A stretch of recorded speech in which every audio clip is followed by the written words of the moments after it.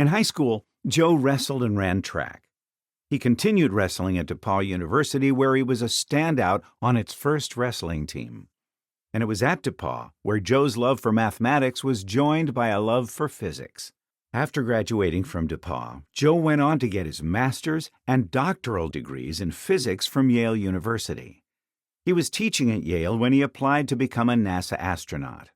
When asked why he did that, Joe, who wasn't a pilot and wasn't particularly interested in flying, said, "It was a case of curiosity killing the cat.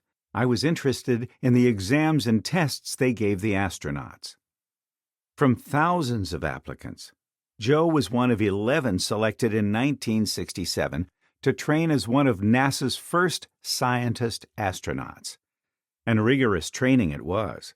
In the middle of it, Joe wrote to his family, "Anyone who subjects themselves to that type of physical torment should be disqualified on mental grounds." On the fun side, NASA wanted all its astronauts to fly. However, Joe was a civilian, and NASA's flight instructor of choice, the U.S. Air Force, couldn't train civilians. No problem.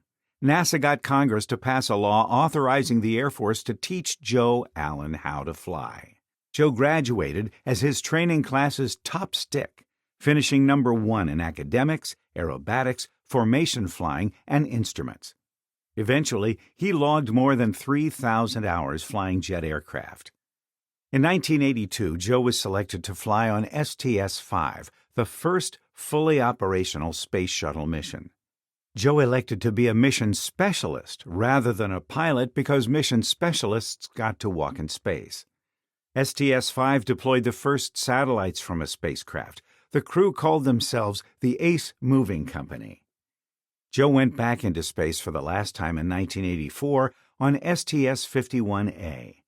That mission deployed 2 satellites, and then, for the first time in history, conducted a space salvage operation, retrieving 2 communications satellites and bringing them back to Earth for refurbishment and redeployment.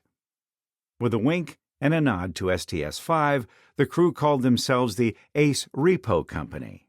Some of the techniques developed and employed by STS-51A were later used while repairing the Hubble Space Telescope.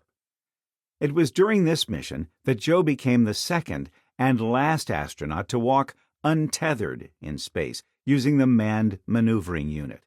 NASA later decided the risk of losing an astronaut due to an MMU thruster sticking in the on position was too great for further spacewalks without a tether.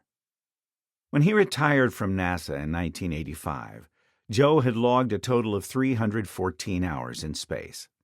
Then, in January 1986, the Space Shuttle Challenger exploded.